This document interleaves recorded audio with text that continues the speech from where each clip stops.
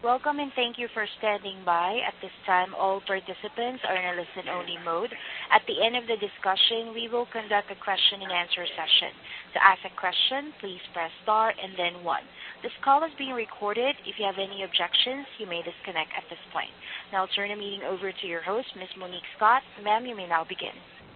Good morning, and thank you, everyone, for joining us. On behalf of the White House Initiative on Asian Americans and Pacific Islanders and the Region 3 Interagency Working Group, we'd like to welcome you to today's webinar by the Small Business Administration on its Microloan program.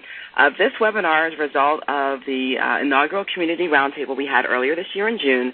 This was one of the subject matters that community members had expressed interest. So our Regional Interagency Working Group wanted to put this on for the community. Region 3 encompasses Pennsylvania, Maryland, Delaware, Virginia, West Virginia, and the District of Columbia. However, this was also opened up to the other work groups across the nation, so there may be people outside of Region 3 participating in this webinar. This webinar is also being recorded, and it will be posted on our YouTube channel at www.youtube.com/WhiteHouseAAPI within the month. I also bring you greetings from Maureen Russo, who is our co-lead, and she's the Assistant Regional Administrator from Cooperative and State Programs to the Occupational Safety and Health Administration. My name is Monique Scott. I'm with the Centers for Medicare and Medicaid Services. We are so pleased to have Sonia Smith with us. She is an Economic Development and Lender Relations Specialist in the Philadelphia District Office with the U.S. Small Business Administration. Thank you so much for joining us. Sonia, we'll turn the program over to you now. Good morning. Thank you very much. I'd like to thank everyone for joining us this morning to learn about the SBA Microloan Program, and special thanks to the White House Initiative on Asian Americans and Pacific Islanders and the Region 3 Interagency Working Group for extending this invitation to me. As Monique mentioned, I am with the Philadelphia District Office of the Small Business Administration, and one of my roles there is I am the Microloan Coordinator for the Microloan Program in Philadelphia. We have 5 microlenders in our district, and I am the liaison between the microlenders and headquarters in Washington, D.C. If you have any other questions after the presentation that you want to learn more, there was something that wasn't asked, my contact information is at the bottom of the screen, both my email and my phone number. Don't hesitate to contact me at any time.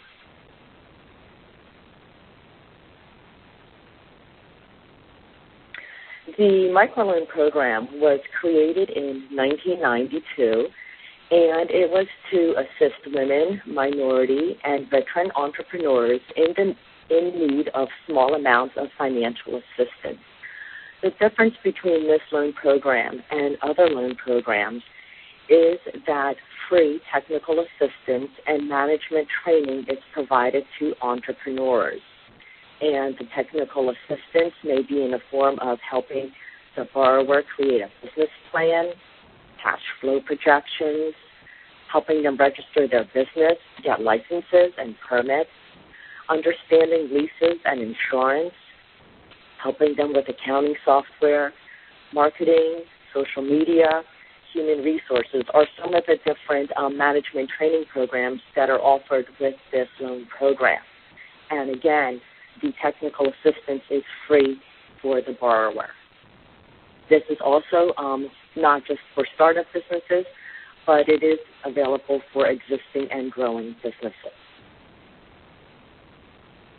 This is a chart that tells you how does the microloan program work. The first thing is that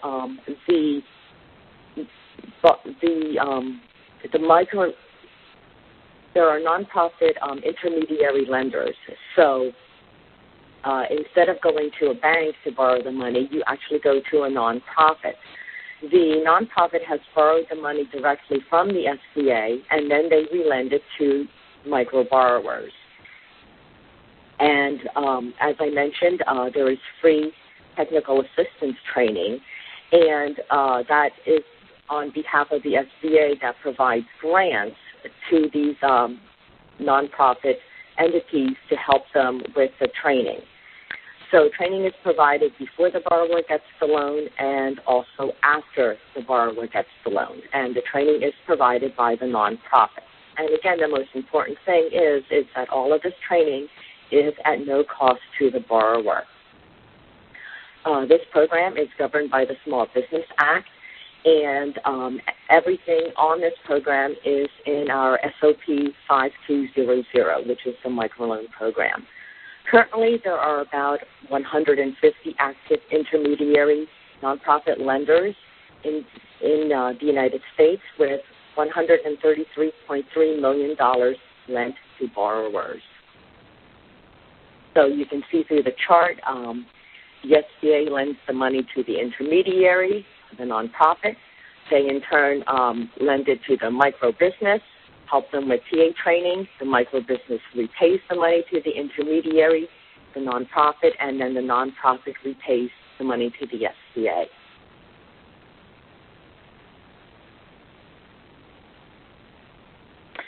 The intermediary has the authority to determine whether to make a loan to an individual.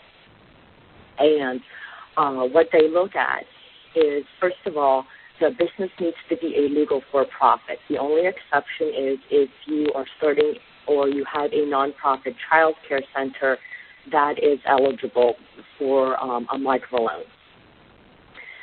The intermediaries have approved service areas that have been approved by headquarters, and a service area may be a specific city, a specific county or counties, or even statewide, depending on what their service area is defined as.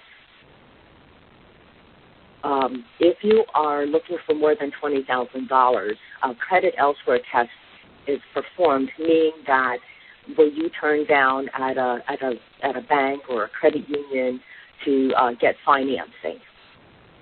And no single borrower or business may owe more than $50,000 in microloans at any time. Also, no business owner or their associates can be more than 60 days delinquent in child support payments. Also, they cannot be debarred or suspended from any federal department or agency. Businesses cannot be more than 90 days delinquent on federal debt, and usually that comes in the form of student loans.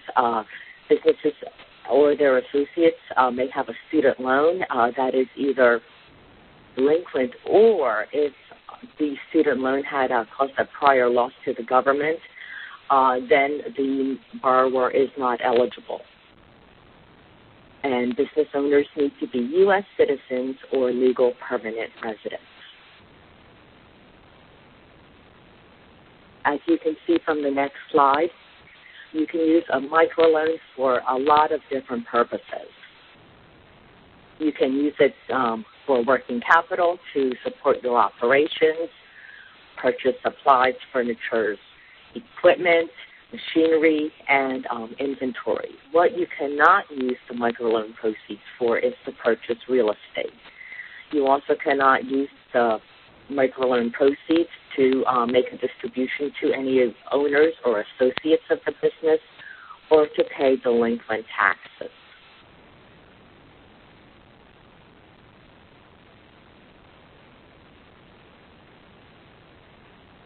Okay, this defines what the microloan structure is like.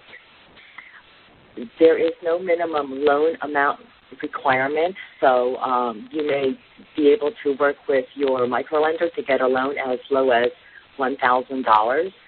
However, the maximum amount is $50,000. These are loans only at a fixed rate, fixed term with regularly scheduled monthly payments. And the repayment terms vary according to several factors. For example, the amount of the loan, the planned use of the funds, the needs of the borrower, and the requirements that were determined by the intermediary lender, the nonprofit. As I mentioned, this is strictly a loan. There are no line of credits that are offered through this program, and balloon payments are not allowed. The first payment is due within 60 days of the note date, and the nonprofit intermediary lender will determine what collateral requirements and or equity injection is placed on the loan during underwriting. The intermediary may also require personal guarantees of all owners. And because this is a federal program, the business must comply with flood insurance requirements. As you can see, the maturity is up to 6 years, 72 months. But the maximum amount of time most microlenders offer is 5 years. And we'll talk about that more in a future slide. Interest rates are fixed, and the range right now is anywhere between 8 to 13%. And all underwriting and credit analysis is made by the intermediary, by the nonprofit lender.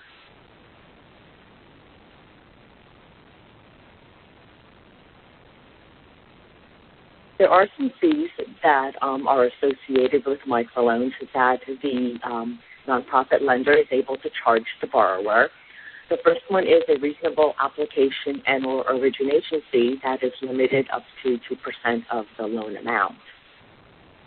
Actual out-of-pocket costs may also be charged to the borrower.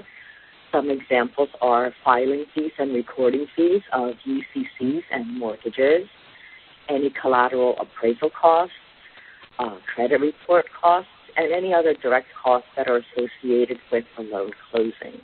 Remember, no fees can be charged for providing technical assistance and management training to the borrower.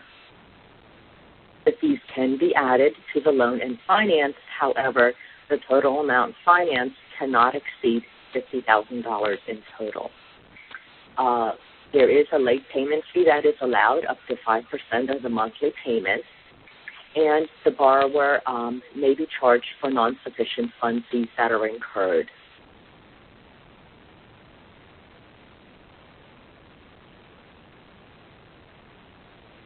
As I mentioned in the previous slide, the total term of the loan cannot exceed 72 months, which is 6 years. And as I also mentioned, most terms are only for 5 years. The reason is because sometimes microloans may be restructured. And you may also ask for a deferment for 6 months. And some deferment considerations may be, say, for an actual disaster, a sudden incapacitation of the business owner, or a regional economic downturn. The refinance needs to improve the cash flow of the borrower, and also the restructure must be prudent. Any microloan that is more than 120 days delinquent or in default will be charged off by the microlender.